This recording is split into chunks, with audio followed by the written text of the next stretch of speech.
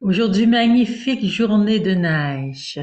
On s'approche de Noël et je veux vous partager le mystère de la visitation. La Vierge qui part et va vers sa cousine. J'ai encore un dessin, une image qu'on peut peut-être appeler icône, mais en toute humilité.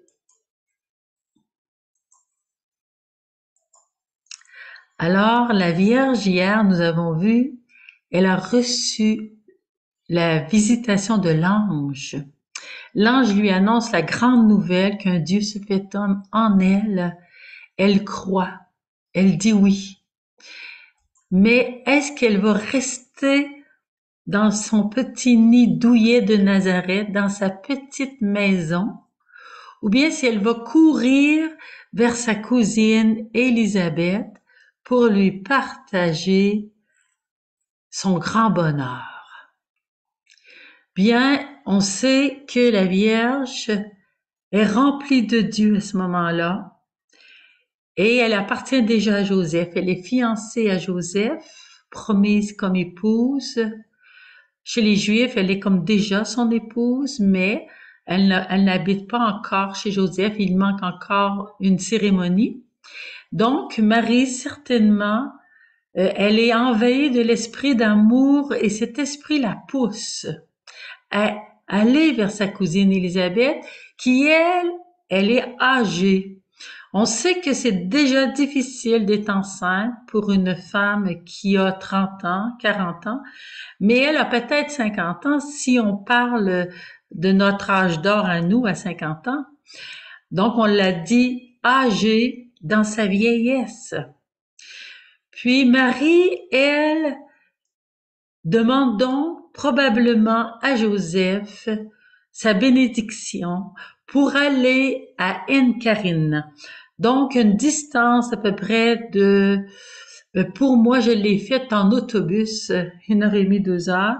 Alors, à Dodane, est-ce que Joseph est allé la reconduire? Peut-être.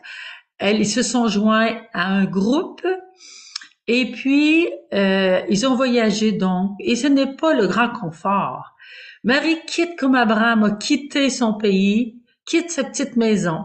Elle nous montre comment on doit faire, nous, quand on apprend une nouvelle que quelqu'un a besoin d'aide. Pas seulement écouter la nouvelle, mais être sensible aux besoins de l'autre. Marie ne se regarde pas dans son bonheur. Elle n'est pas égoïste, tournée vers elle-même, puis elle dira que je suis heureux, je suis dans ma petite maison, je vais attendre le Messie. Je suis donc bien bénie, je rends grâce à Dieu. Non, oui, elle rend grâce à Dieu, mais elle se souvient de ce que l'ange a dit. Ta cousine est enceinte dans sa vieillesse. Elle est à son 6e mois. D'ailleurs, on le voit sur cette peinture. Elle est grosse. Elle porte un enfant. Et puis, maman Marie, donc, décide de partir. C'est ça qu'il faut faire dans la vie. Quand on a une bonne nouvelle, partir vers les autres pour l'annoncer. Et voilà la deuxième étape dont je veux vous parler aujourd'hui, c'est que cette charité l'amène vers sa cousine et sa cousine l'accueille, les grands bras ouverts, et Marie salue. La parole de Dieu dit, dès que ta salutation a frappé mes oreilles, l'enfant a tressailli d'allégresse en mon sein. Donc, voilà ce qu'apporte Marie, l'allégresse. Parce que dans cette maison, qu'est-ce qu'elle va trouver? La tristesse, peut-être la désespérance.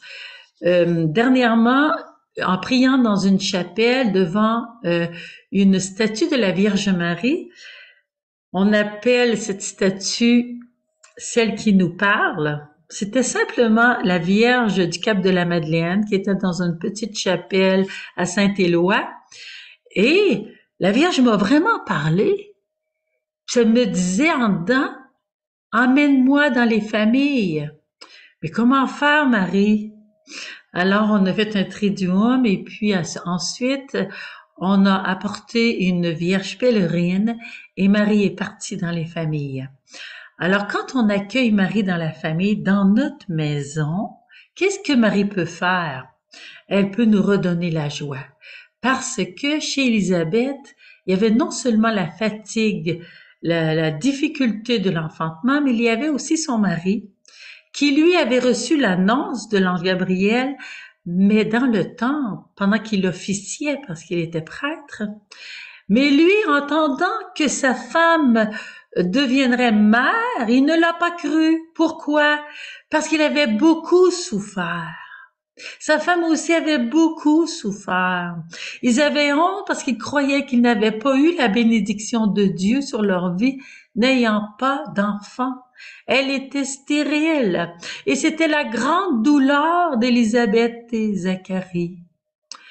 Et voilà que l'ange Gabriel entre dans le temple pendant qu'il officie et lui dit, ta femme va avoir un enfant.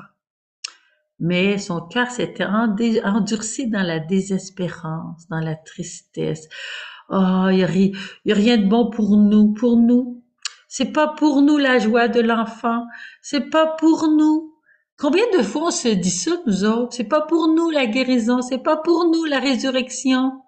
La joie dans nos familles, l'unité, la paix, c'est pas pour nous. Invitons la Vierge Marie. Donc, dès que j'ai entendu ta salutation, l'enfant a tressailli d'allégresse en mon sein. Voilà ce que fait Marie quand elle nous visite avec l'enfant. Jésus, le Sauveur, l'Emmanuel avec nous. Il nous faut accueillir Marie et Jésus dans nos maisons. Donc, si je n'ai pas la Vierge pèlerine, prenons une statue, une image, une icône, mettons-la dans nos maisons. Offrons-lui des fleurs, offrons-lui un cierge et allons lui demander tout ce que le Seigneur a promis. Parce qu'à ce moment de sa salutation, qu'est-ce qui est arrivé sur Élisabeth? Une effusion de l'Esprit Saint. Et en Élisabeth, sur l'enfant, une transformation de l'enfant. On dit que l'enfant a été comme baptisé pour être préparé. Il était baptisé dans l'Esprit Saint pour être préparé à sa mission parce que c'était Jean-Baptiste, celui qui devait précéder Jésus dans sa propre mission. Donc, le Seigneur prépare toujours ses instruments. Il nous laisse jamais seuls. Il nous donne ce qu'il faut. Il nous donne surtout l'Esprit Saint. Et c'est pourquoi l'Esprit va reposer sur Jean-Baptiste, l'Esprit va le conduire au désert. Et quand ce sera l'heure, il va aller baptiser auprès du Jourdain. Et c'est lui-même qui va accueillir Jésus. Et même s'il veut pas baptiser Jésus, Jésus lui dit, faut que tu le fasses. C'est ça qui doit être fait. Parce que Jésus porte tous les péchés du monde. Voici l'agneau de Dieu qui porte les péchés du monde, nous dit Jean-Baptiste, en montrant Jésus le jour de son baptême. Et les disciples vont le suivre. C'est l'agneau de Dieu. Alors, invitons Marie et Jésus dans nos maisons. Alors, ces deux femmes cousines, regardez-les. Premièrement, on regarde la Vierge Marie, qui est toute tournée vers l'intérieur d'elle-même. C'est une femme contemplative, une femme qui porte un mystère, qui porte un Dieu en elle. Un jour, nous porterons Dieu en nous à partir de notre baptême, mais c'est elle qui l'a porté dans son corps et qui a porté l'humanité du Christ Dieu, le Fils de Dieu. Elle était enceinte par miracle, par le grand prodige d'un Dieu qui a comme ombragé Marie et qui lui a donné de féconder sa semence, par sa semence divine. Alors Marie, elle a les deux mains sur son ventre. On voit souvent des femmes enceintes qui caressent leur ventre parce que l'enfant est là et par les caresses, la maman dit à son enfant qu'elle l'aime. Et tout l'amour de Maman Marie est tourné vers cet enfant. Elle sait que c'est lui qui va nous apporter le bonheur, la joie, l'espérance. C'est lui la merveille de Dieu. C'est lui que nous attendons dans toutes nos vies, à tous les instants de notre vie. Alors, Élisabeth ouvre ses grands bras. Élisabeth, elle dit, comment m'est-il donné que la mère de mon Seigneur vienne jusqu'à moi? Ayant reçu l'effusion de l'Esprit Saint à la salutation de la Vierge Marie, Élisabeth comprend que c'est la mère de Dieu. Seulement l'Esprit Saint pouvait lui dire, comme Jésus un jour dit à Pierre, qui avait confessé que Jésus était le Fils de Dieu, Jésus lui dit, ce n'est ni la chair ni le sang qui t'ont révélé cela, mais mon Père qui est dans les cieux. Alors Élisabeth, à ce moment-là, reçoit la même révélation de par l'Esprit Saint. Elle sait dans son être profond que Marie, sa cousine, la toute petite vierge-là, elle est la mère de son Seigneur. Comment m'est-il donné que la mère de mon Seigneur vienne jusqu'à moi, elle qui se sent si indigne, si pauvre, si dépourvue, elle se cachait jusqu'à maintenant, elle ne chantait pas encore la louange de Dieu devant les hommes. Non, elle se sentait tellement pauvre, puis son mari ne parlait plus, parce qu'il n'avait pas cru, sa voix s'est éteinte, il n'était plus capable de proclamer. Comment peut-on proclamer les merveilles de Dieu si nous ne croyons pas? Bien, Dieu va les accomplir, les merveilles. Et quand Dieu a fait une promesse, elles sont héritières de la promesse de Dieu, toutes les deux, mais d'une façon différente. Dieu a promis à son peuple Israël un sauveur, le Messie, et il le donne à la Vierge Marie, ce Messie, à cette Judéenne qui est devenue Galiléenne à Nazareth. Ensuite, il la donne la promesse à Élisabeth et Zacharie, en lui donnant cette voix qui prépare le Messie, la voix qui proclame dans le désert, préparez les chemins du Seigneur, rendez droit ses sentiers. Et c'est Élisabeth qui reçoit cette promesse vivante du prophète Jean-Baptiste qui va crier dans le désert et qui va nous aider à préparer la venue du Seigneur. Car le Seigneur veut sauver l'humanité qui est tombée et le prépare tranquillement dans un couple vierge et dans un couple marié qui reçoivent 2 enfants. Donc, le Seigneur est fidèle à ses promesses. C'est très important de croire aux promesses de Dieu et à toutes les promesses de Dieu. Dieu va les accomplir. Ensuite, c'est Marie qui va exalter le Seigneur. On sait que Élisabeth, elle a crié, elle a poussé un grand cri parce qu'elle a reconnu la présence de Dieu dans sa cousine. Et puis elle a chanté la foi. Bienheureuse celle qui a cru à l'accomplissement de ce qui lui a été dit par le Seigneur. Elle chante la foi de Marie. Et c'est pourquoi nous aussi, on doit croire. Je vous supplie, demandez la foi au Seigneur. Quand on a de la difficulté à croire, moi je lui dis des fois, j'ai dit, là, Jésus, c'est trop grand pour moi. Donne-moi la foi parce que ça me dépasse. Les choses de Dieu nous dépassent complètement. Je l'ai dit dans le premier enseignement sur l'icône de l'Annonciation. Là, c'est l'icône de la Visitation. Ça prend encore beaucoup de foi.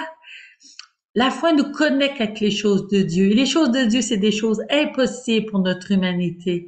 Faut toujours savoir que Dieu, c'est le Dieu de l'impossible pour notre humanité. Nous, les hommes, nous sommes limités. Et après ça, qui chante? Qui se met à chanter dans cette visite? C'est la Vierge Marie. Mon âme exalte le Seigneur, exulte mon esprit en Dieu mon Sauveur. Il s'est penché sur la bassesse de sa servante. Toutes les générations me diront bienheureuse. Alors la Vierge Marie, dans le Magnificat, exalte le Seigneur. Elle voit qu'il regarde les petits et les pauvres, et elle se sent la plus petite et la plus pauvre. Elle voit que les puissants résistent, les orgueilleux résistent à la foi en Dieu. Les riches ne sont pas capables d'entrer dans cette promesse de Dieu, dans l'accueil de l'Esprit de Dieu. Ils en sont incapables parce qu'ils restent dans leur puissance, dans leur richesse, dans leur moi personnel. Et la Vierge va ensuite dire que le Seigneur a promis à Abraham et qu'il est en train d'accomplir la promesse. Il y a 2000 ans, Abraham avait reçu la promesse qu'un jour un sauveur viendrait. Et dans les Écritures aussi, à la première femme, il avait été promis qu'un sauveur viendrait. Le Seigneur met du temps pour nous, hein, on trouve ça long, accomplir ses promesses. Mais il y a une heure pour Dieu. Et Dieu prépare toujours l'accomplissement dans nos vies. Croyons, croyons que Dieu va l'accomplir et supportons le temps, demandons la patience. Et l'ange avait bien dit à la Vierge Marie, tu as trouvé grâce auprès de Dieu. Pourquoi a-t-elle trouvé grâce? Parce qu'elle cherchait la grâce, la bienveillance, et elle suppliait la miséricorde de Dieu de hâter sa venue. La miséricorde de Dieu s'est souvenue et elle a donné le Messie à la Vierge, au peuple d'Israël, parce qu'il avait été promis au peuple d'Israël. Et c'est pourquoi Jésus va d'abord annoncer le salut de Dieu, le royaume qui s'en vient au peuple d'Israël.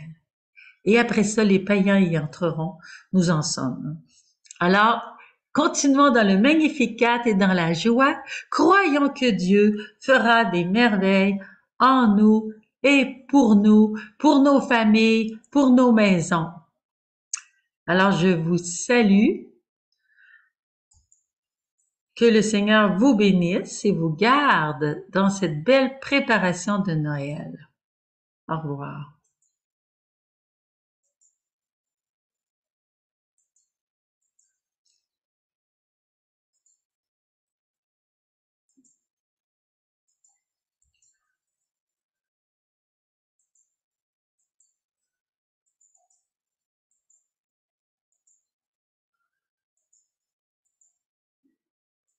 Mm.